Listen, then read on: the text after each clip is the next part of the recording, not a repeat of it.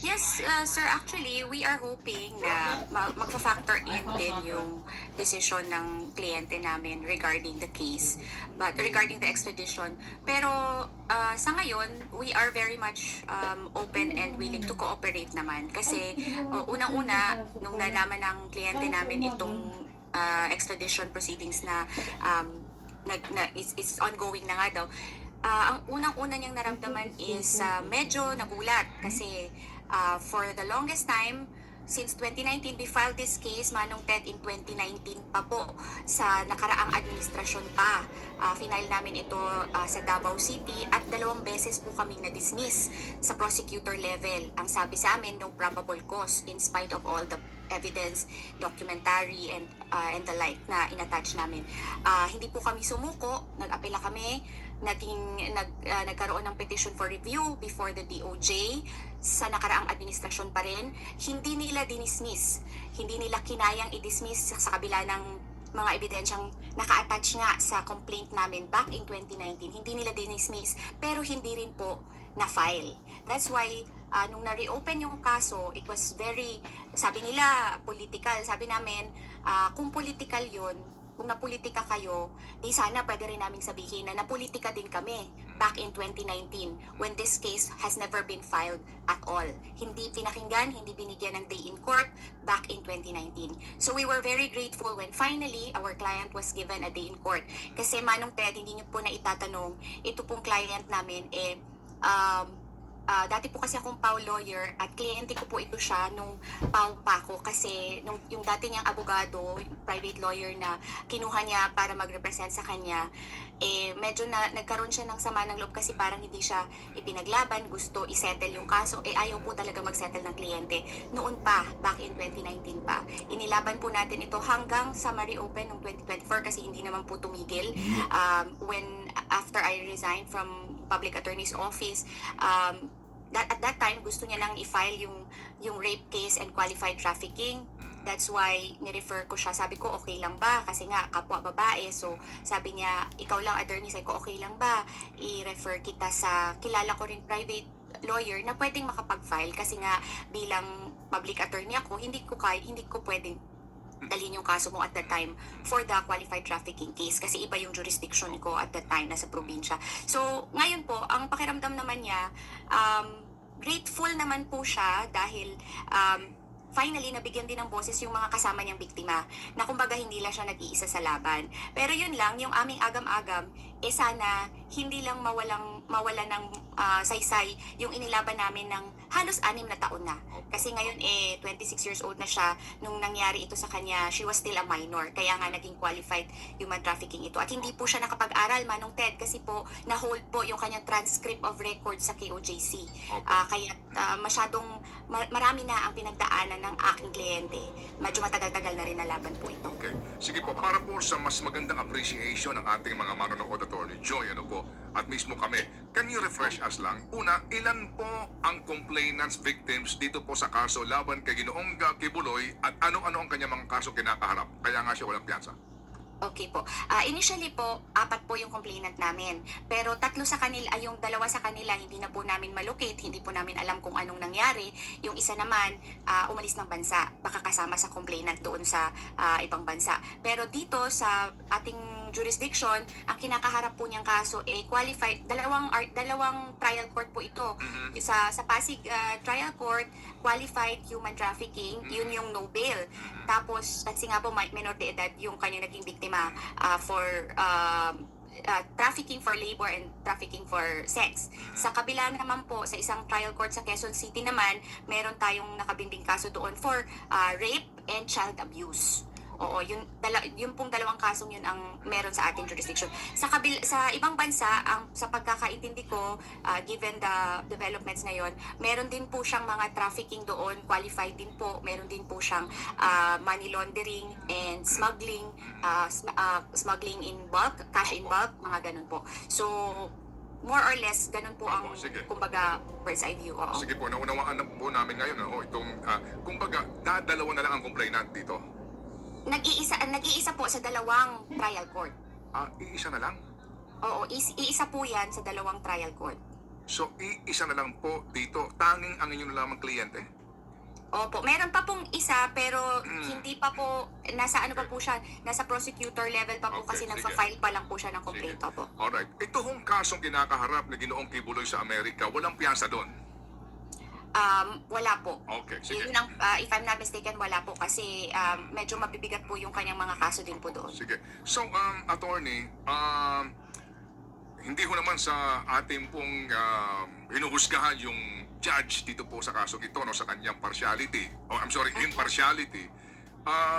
Meron bang kaisipan na mas maganda na itong si Ginoong Kibuloy ay maipadala doon sa Amerika para doon siya humarap?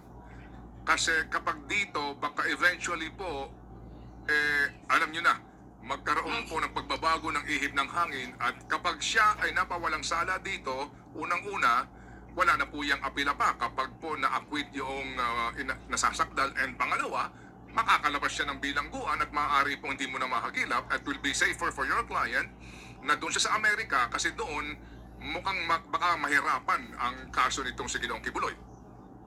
Be honest, how many hours a Itong si Ginoong Kibuloy. Isa po yan sa agam-agam namin. Kaya lang po kinukonsider nga namin kasi matagal naman na itong usapin tungkol sa extradition. Isa lang po ang hinihiling ng kampo namin na hindi lang maging scot-free si Kibuloy at yung kanyang mga kasamahan. Ayaw lang po namin mangyari na magkaroon ng kunwari, kasi may dalawang options po, Manong Ted, sa Article 11. Meron po kasi tayong tinatawag na temporary surrender, o yung unang option po talaga is kailangan patapusin muna talaga yung kaso dito sa Pilipinas bago siya ma-extradite. Yung pangalawa naman po yung temporary surrender.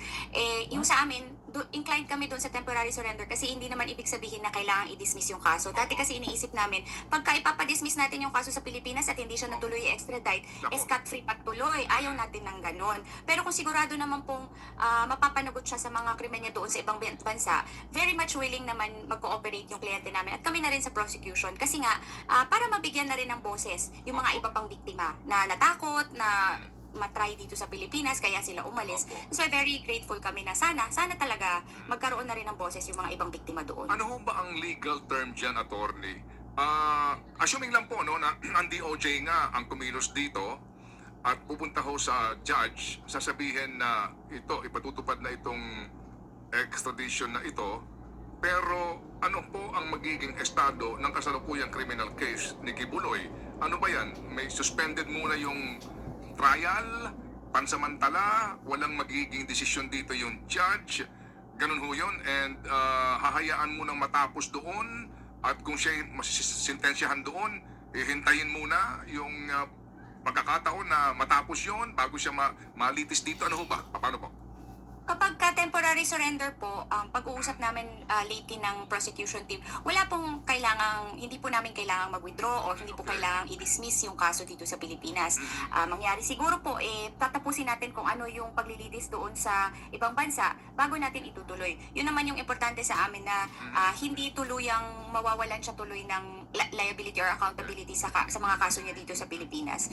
Kumbaga, bibigyan daan lang natin yung mga ibang biktima sa ibang bansa bago ituloy yung kaso dito po sa Pilipinas. Ang mangyayari po kasi kapag sa ngayon kasi meron ng request, unang-una kasi yan dadaan sa DFA tapos ang DFA to DOJ. Ang DOJ naman ngayon magfa-file ng extradition sa ating mga korte. Pagkatapos meron silang isang araw lang po na kung may mga witnesses, isang araw na papakinggan yung mga witnesses at kailangan magdesisyon ng ating trial ng korte kung paano kung nag-comply ba sila sa lahat ng legal requirements. Kapag complied naman yung legal requirements, yung sinasabi niyo nga po kanina sa introduction na it's an executive function kung ibibigay ng ating pamahalaan si Kibuloy sa ibang bansa para harapin yung kanyang mga kaso doon. And of course, no, hindi ho natin maiaalis doon sa karapatan ng nasasakdal na dumulog, no?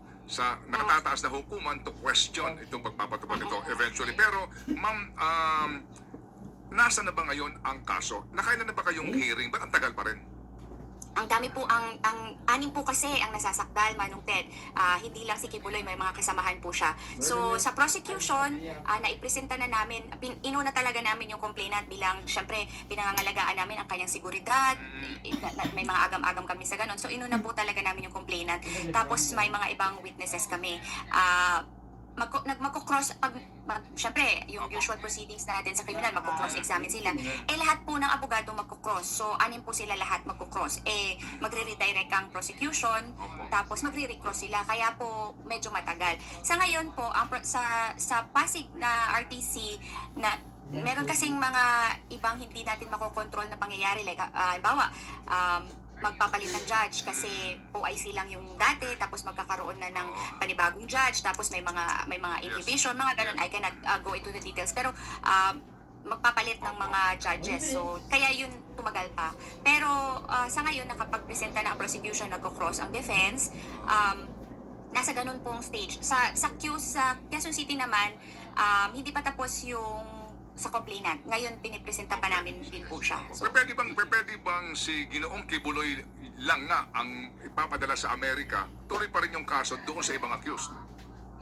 pwede siguro naman po. Pwede naman may ganoong option din naman siguro ang pamahalaan. Pero kung kami tatanungin, gusto na namin silang lahat. Kasi may mga supporters at saka may mga important roles din po. Although, mas kilala si Kibuloy sa ating komunidad.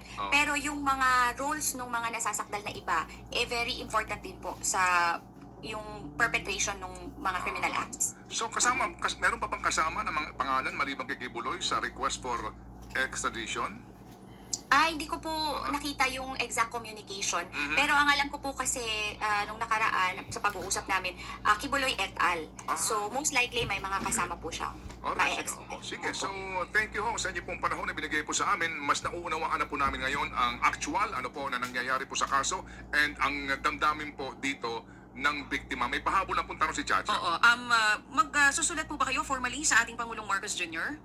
Ukol po dito sa mga naging pahayag po ninyo ngayon?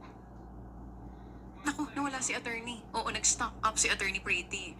Nawala po si attorney. Attorney Joy, may pahabol po si Chacha, please ha? Yes po, attorney. Yes, attorney Joy, kayo po. plano niyo po Joey ba? po.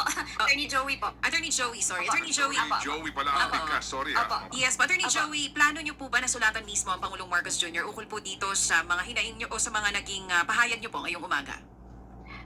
To be honest po, ayaw po kasi talaga namin mabahiran ng politika ang kaso ng Medyo napuputo lang po tayo, attorney Joey. Attorney? Oo, na yun na.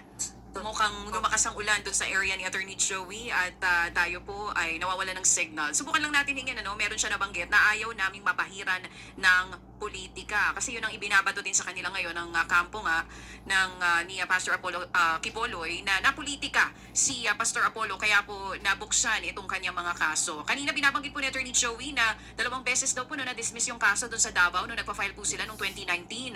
At ngayon nga lang po na-reopen yung case nila. Attorney Joey, hello?